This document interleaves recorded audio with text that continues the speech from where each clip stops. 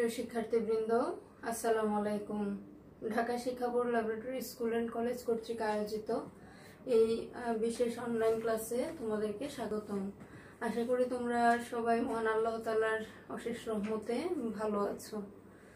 সবাই ভালো থাকো, সুস্থ থাকো, এই কামনাই শুরু করছি আজকের ক্লাস। কলেজে তোমাদের এখন পরীক্ষা চলছে, পরীক্ষাগুলো অ্যাটেন্ড করবে, পাশাপাশি আমাদের এই ক্লাসগুলো ফলো করবে। আজকে আমি হাজির হয়েছি একাদশ দ্বাদশ শ্রেণীর উচ্চতর গণিত প্রথম পত্রের চতুর্থ অধ্যায়ে বৃত্তের স্পর্শক অংশটুকু নিয়ে। এর আগে বৃত্তের 3টি ক্লাসে আমরা বৃত্তের বিভিন্ন সমীকরণ এবং সেগুলো নিয়ে কিছু কাজ করেছি, বিভিন্ন সমস্যা সমাধান করেছি। গত ক্লাসে বৃত্তের যে সংক্রান্ত যে সমস্যাগুলো আছে আমরা চেষ্টা করেছিলাম সমাধান করার। তো আজকের ক্লাসে আমরা বৃত্তের এই স্পর্শক সংক্রান্ত কিছু কাজ করব। আশা করি তোমরা গত ক্লাসগুলো করেছো এবং আজকের ক্লাসে মনোযোগী হবে, খেয়াল করবে। 4.1-এ চতুর্থ অধ্যায়ের মধ্যে বৃত্তে 4.1-এ মূলত তোমাদের বৃত্তের বিভিন্ন সমীকরণগুলো নিয়ে কাজ করা হচ্ছে, আর 4.2-এ এই যে বৃত্তের যে এবং স্পর্শক নিয়ে আলোচনা। তো আমরা 4.2 থেকেই কাজগুলো করছি, তোমরা বই দেখবে, বই থেকে কাজগুলো করবে, সাথে সাথে ক্লাসগুলো দেখবে। এখানে শুরু করছি y = mx + c রেখাটি x² + y² = r² বৃত্তের স্পর্শক হওয়ার শর্ত। এই যে অংশটুকু খুব ভালো করে করবে, এখান থেকে নানান ভাবে প্রশ্ন আসতে পারে। তো বৃত্তের সমীকরণটি হচ্ছে x² + y² = r²। 1 নং সমীকরণ দিয়ে প্রকাশ করা হলো। রেখার সমীকরণ y = mx + c 2 নং সমীকরণ দিয়ে প্রকাশ করা হচ্ছে। 1 নং এ y এর মান বসিয়ে y = mx + c, এখান থেকে y এর পরিবর্তে mx + c এটি আমরা 1 নং সমীকরণে বসালাম। তাহলে হলো x² + mx + c² = r²। এরপরে এই যে অংশটুকু হোল স্কয়ারের সূত্র ভাঙো, এইটুকু থেকে আসবে m²x² + 2mxc + c²। যদি এভাবে কাজ করার পরে x² কমন নাও, 1 + m² × x² হলো + 2mxc + c² - r² = 0। তো এটিকে আমরা 3 নং সমীকরণ দিয়ে প্রকাশ করলাম। এখন যে রেখাটি যদি বৃত্তের স্পর্শক হয় সেই ক্ষেত্রে আমরা একটি ব্যাপার খেয়াল করি, এই যে 3 নং সমীকরণ এটি কিন্তু চলক x এর একটি দ্বিঘাত সমীকরণ। x² এর সহগ 1 + m², x এর সহগ 2mc, আর এই যে c² - r² ধ্রুবক পদ। হ্যাঁ, তো এই সমীকরণটি আমরা পেয়েছি মূলত বৃত্ত এবং সরলরেখার যে সমন্বয় করার ফলে। তো যদি রেখাটি বৃত্তের স্পর্শক হয় সেই বেলায় এই দ্বিঘাত সমীকরণের মূল দুটি সমান হবে। তাহলে সমান মূল পেতে গেলে আমাদের কোন ব্যাপারটি আসে, যে নিশ্চায়ক শূন্য, আর নিশ্চায়ক মানে হচ্ছে b² - 4ac। এখন খেয়াল করো, b এখানে আসে 2mc, তাহলে b² হবে 4m² c²।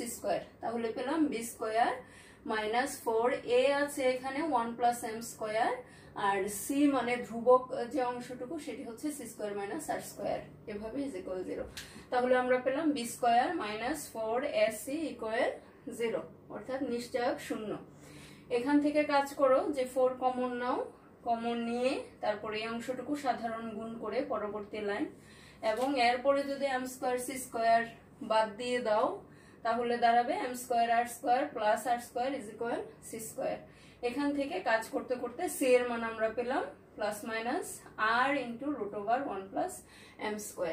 তো তোমাদের এই যে হেডিং এর প্রশ্ন, এখান থেকে কিন্তু চাইতে পারে যে c এর মান নির্ণয় করো, অথবা যেটা এখানে চেয়েছে যে বৃত্তের স্পর্শক হওয়ার শর্ত। তাহলে শর্তটি কি দাঁড়াচ্ছে, c = ±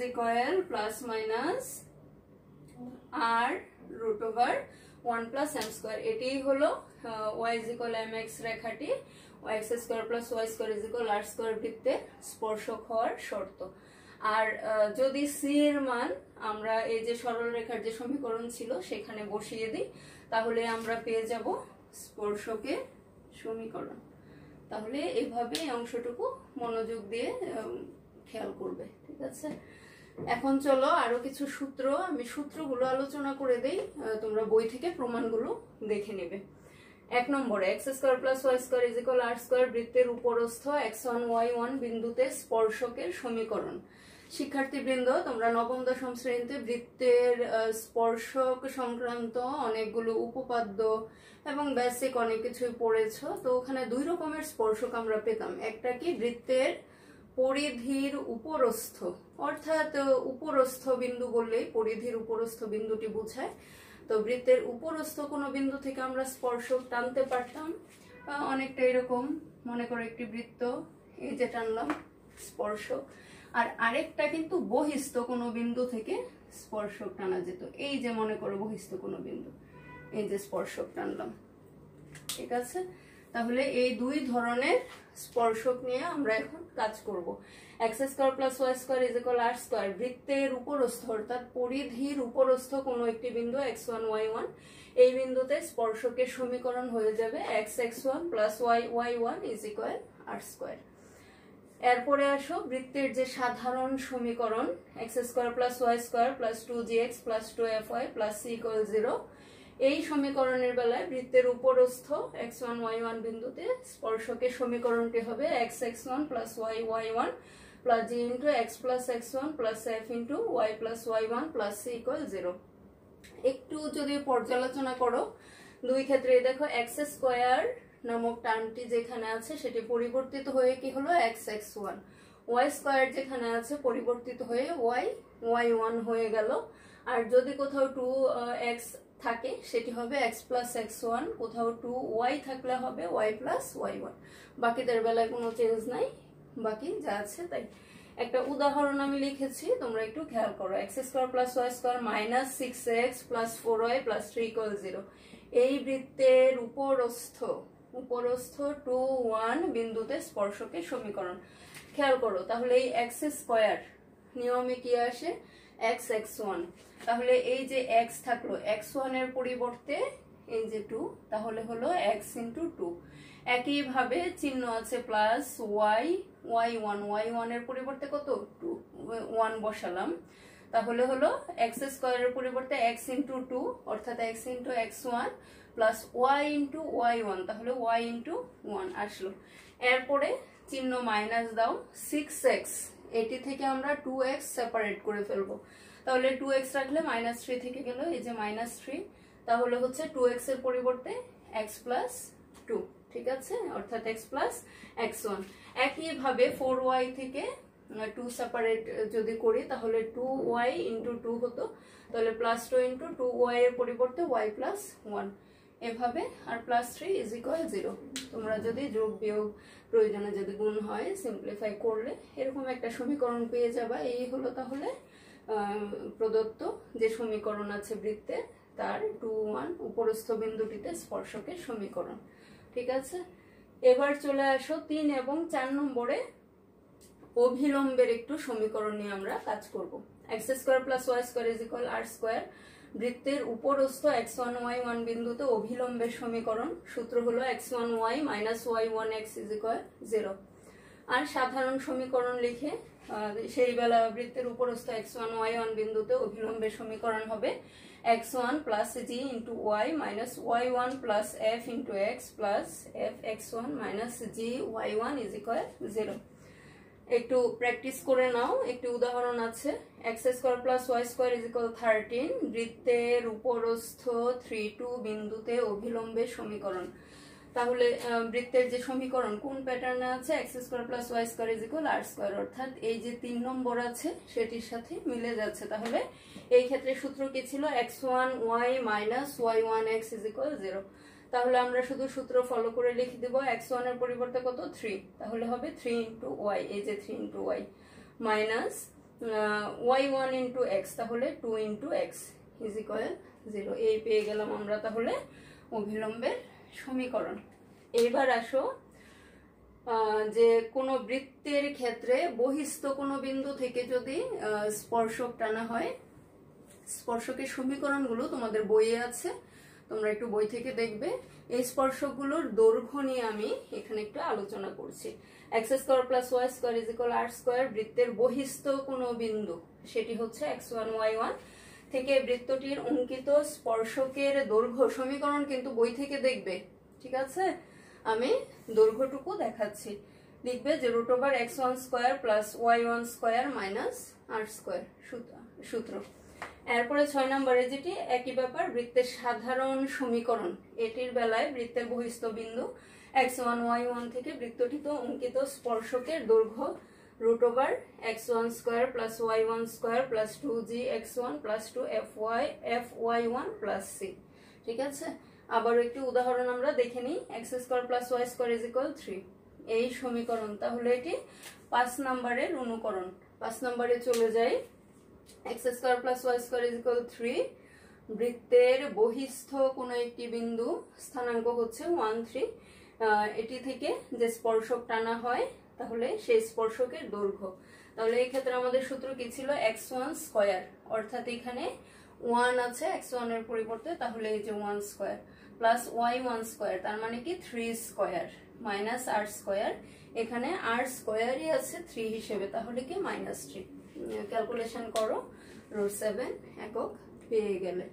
তাহলে তোমাদের বৃত্তের যে সমন্বিত সূত্র, বৃত্তের সমীকরণগুলো দেখতে হবে।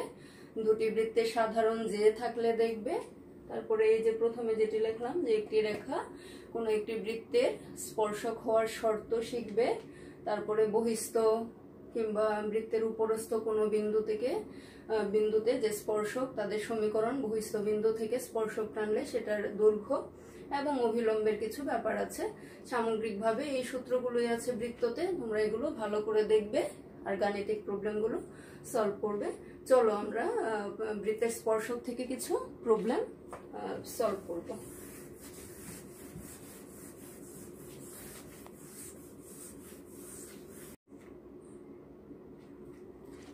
শিক্ষার্থীবৃন্দ, চলো আমরা স্পর্শক সংক্রান্ত কিছু গাণিতিক সমস্যার সমাধান করার চেষ্টা করি।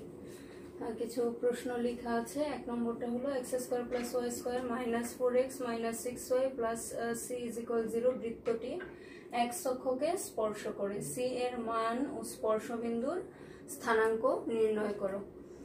তাহলে খেয়াল করো, কোনো একটি বৃত্ত x অক্ষকে স্পর্শ করে, আমরা একটু আনুমানিক চিত্র চেষ্টা করি। x অক্ষকে স্পর্শ করে মানে কি, এই হলো x অক্ষ, এই হলো y অক্ষ, তাইলে এরকম। তাইলে খেয়াল করো, এই যে কেন্দ্র, ঠিক আছে, কেন্দ্র থেকে এটুকু হলো ব্যাসার্ধ। তাহলে কেন্দ্রের কোটিটুকুই হলো কি ব্যাসার্ধ, কারণ এইটুকু হলো কেন্দ্রের ভুজ, এইটুকু হলো কোটি। যখন কোনো বৃত্ত x অক্ষকে স্পর্শ করে, কেন্দ্রের কোটিটাই হয় বৃত্তের ব্যাসার্ধ। আর যদি y অক্ষকে স্পর্শ করে, সেই ক্ষেত্রে কেন্দ্রের ভুজ হবে বৃত্তের ব্যাসার্ধ। এই ব্যাপারগুলো একটু মাথায় রাখতে হবে। তো প্রদত্ত সমীকরণ যেটা দেওয়া আছে, এরপর আমরা সাধারণ সমীকরণের আকারে একটু সাজালাম যে x square plus y square 2gx plus 2fy plus c equal 0, g এর মান -2, f এর মান -3। কাজেই কেন্দ্র কি হবে 2 3, অর্থাৎ -g -f তো কেন্দ্র। এখান থেকে ব্যাসার্ধটুকু আমরা নির্ণয় করে নিলাম, ঠিক আছে? যেহেতু বৃত্তটি x অক্ষকে স্পর্শ করে, সুতরাং বৃত্তটির ব্যাসার্ধ 3 একক, অর্থাৎ কি দাঁড়াচ্ছে, কেন্দ্রের এই যে কোটিটাই হলো বৃত্তের ব্যাসার্ধ, যেটা আমরা একটু আগে দেখলাম সেটা আমরা ইউজ করছি। তাহলে তোমরা সূত্রের মাধ্যমে ব্যাসার্ধ নির্ণয় করলা এটা, আর বেসিক্যালি অন্যভাবে আমরা পেলাম ব্যাসার্ধ 3 একক। কাজে কি দুইটা সমান সমান, √13 - c ইজ ইকুয়াল 3। আর এরপরে বর্গ করো, বর্গ করে c এর মানটা পেয়ে গেলা। তাহলে c এর মান আমাদের চেয়েছিল, এই যে c এর মান 4, একটা অংশ আমরা পেয়ে গেলাম। আবার x অক্ষকে স্পর্শ করায় স্পর্শ বিন্দুতে কোটি কি হবে, 0 হবে। এখন যে মূল সমীকরণ বৃত্তের, সেখানে যে সকল জায়গায় y আছে প্রত্যেক জায়গায় 0 বসিয়ে এরকম একটা সমীকরণ আমরা পেলাম। x square minus 4x plus 4 equal 0, সূত্র করো x - 2 স্কোয়ার, এরপরে x - 2 0, x ইজ ইকুয়াল 2। কাজে স্পর্শবিন্দুর স্থানাঙ্ক কি হচ্ছে 2, 0। তো আমরা প্রথমে সি এর মান পেয়ে গিয়েছিলাম কাজ করে, আর এখন স্পর্শবিন্দুর স্থানাঙ্ক আমরা পেয়ে গেলাম। আরেকবার রিভিউ করছি, তোমরা যে প্রদত্ত বৃত্ত আছে এখান থেকে সূত্রের মাধ্যমে কেন্দ্র ব্যাসার্ধ সাধারণ সমীকরণে ফেলে নির্ণয় করবে, আর এক্স অক্ষকে স্পর্শ করে বলে কেন্দ্রের কোটিটাই হবে কি বৃত্তের ব্যাসার্ধ। তো এই দুটো সমন্বয়, দুই ব্যাসার্ধের সমন্বয় করে আমরা সি এর মানটা পেয়ে যাব। আর যেহেতু এক্স অক্ষকে স্পর্শ করে কোটি শূন্য হবে, y = 0, এটি মূল সমীকরণে বসালেই x এর একটা মান আমরা পাবো, যাতে করে স্পর্শবিন্দুর স্থানাঙ্ক নিয়ে আসতে পারবো। এই ছিল আমাদের প্রথম প্রবলেম। এখন চলো দ্বিতীয়টি। দ্বিতীয়টি কি আছে একটু খেয়াল করে আমরা প্রশ্ন পড়ি। কে এর মান কত হলে এই রেখাটি এত বৃত্তকে স্পর্শ করবে? চলো শুরু করা যাক। কি লেখা আছে? প্রদত্ত রেখা সেটি কি 3x + 4y = কি? ঠিক আছে, দিয়ে দাও একটা সমীকরণ। এবং বৃত্ত সেটি কি x² + y² = 10x, দিয়ে দাও 2 নং সমীকরণ। এখন এই যে বৃত্তটি আছে এখান থেকে আমাকে কেন্দ্র এবং ব্যাসার্ধ নিয়ে আসতে হবে। একটু গুছিয়ে নিই। x² - 10x। আচ্ছা, 10x কে যদি এইভাবে লিখি ফর্মুলা 2a, এখানে হবে 5, তাহলে হচ্ছে 5² + y² = এই 5² বাড়তি কাজে এই পাশে দিয়ে দিলাম। x মাইনাস কত 5² + y² = 5²। therefore কেন্দ্র কত পেলাম? এটা কোন ফর্মে পড়ছে? x - h² + y - k² = r², এই ফর্মে। তাহলে এই যে এখানে 5 আর কে তো 0, কেন্দ্র হবে 50 এবং ব্যাসার্ধ 5 একক। ঠিক আছে, তো এইটুকু করার পরে এখানে বলা হচ্ছে কে এর মান কত হলে বৃত্তটিকে স্পর্শ করবে, এরকম। এই বেলায় আমাদের একটু আবার থিওরিটিক্যাল কিছু শরণাপন্ন হতে হবে। এই হচ্ছে কেন্দ্র, মনে করো একটি স্পর্শক। স্পর্শকটি এই ক্ষেত্রে আমরা ধরে নিচ্ছি 3x + 4y = k। তাহলে এই যে কেন্দ্র পেলাম, কেন্দ্রের স্থানাঙ্ক কত 50 আর ব্যাসার্ধ হলো 5। খেয়াল করো এই কেন্দ্র থেকে যে রেখা, এটির যে লম্বের দৈর্ঘ্য সেটাই কিন্তু হলো ব্যাসার্ধের সমান। আবারও বলছি, কেন্দ্র থেকে স্পর্শকের যে লম্ব দূরত্বটুকু সেটাই হবে অ্যাকচুয়ালি ব্যাসার্ধের সমান। তো এখানে তোমরা একটি লাইন লিখবে যে যেহেতু কেন্দ্র থেকে স্পর্শকের লম্বের দৈর্ঘ্যটি হলো ব্যাসার্ধের সমান, সুতরাং কি লেখা যাবে? 3 × x এর পরিবর্তে 5, 4 × y এর পরিবর্তে 0 - k / √3² + 4² মডুলাস ইকুয়াল ব্যাসার্ধ কত পেয়েছি? 5। একেবারে আড়াআড়ি গুণ করে ফেলা যায়। 15 - k = ± এখান থেকে 5, এখানে 5, 25। k = 15 ± 25, বা k যদি প্লাস অংশ নেই হবে 40, তাই তো? আর যদি মাইনাস অংশ নেই -10। therefore k = -10 40। তাহলে এভাবে আমরা k এর মান পেয়ে গেলাম। এটি ছিল আমাদের দ্বিতীয় যে প্রশ্ন, সেটির সমাধান। এবার চলে আসো 3 নাম্বার যে প্রশ্ন। একটা বৃত্ত দেওয়া আছে, এই বৃত্তে একটি স্পর্শক এত রেখার সমান্তরাল, স্পর্শকের সমীকরণ নির্ণয় করো। আচ্ছা, এটি 3 নাম্বার। আমি একটু হিন্টস দিচ্ছি, চেষ্টা করবে তোমরা নিজেরা করার। এই মনে করো বৃত্ত, তো যে বৃত্ত দেওয়া আছে এটাকে সাধারণ ফর্মে নিয়ে গিয়ে বৃত্তের কেন্দ্রের স্থানাঙ্ক নির্ণয় করব, ব্যাসার্ধ নির্ণয় করব। এখন এই বৃত্তে মনে করো যে এরকম একটা স্পর্শক, এটা নির্ণয় করতে হবে। আর এই হচ্ছে রেখা, এটি সমান্তরাল হবে। আসলে এটি মূল কথা, এই যে বৃত্ত এটির সমীকরণ আমাদের দেওয়া আছে, আর এই রেখাটি মনে করো যে 4x - 3y = 0। এখন আমাদের বলা হচ্ছে যে এই বৃত্তে একটি স্পর্শক আছে যেটি এই রেখার সমান্তরাল। তাহলে তোমরা কি করবে? এই সমান্তরাল রেখার যে সমীকরণ, এই রেখার যে সমান্তরাল রেখার সমীকরণ সেটি নির্ণয় করতে পারবে। তাতে কিন্তু সূত্র আমাদের আছে 4x - 3y + k = 0। যেহেতু সমীকরণ হয়ে গেছে, এখানে k এর মানটা বিভিন্ন প্রসেসে নির্ণয় করাটাই আমাদের কাজ হবে এখন। তো আগের মতো এই বৃত্ত থেকে কেন্দ্র করবে, ব্যাসার্ধ করবে। এরপরে যেটা, যে কেন্দ্র থেকে এই রেখার লম্বের যে দৈর্ঘ্য সেটি হবে ব্যাসার্ধের সমান। এখান থেকে কাজ করবে, কে এর মানটি নির্ণয় করবে, বসিয়ে দেবে, তাহলেই হয়ে যাবে।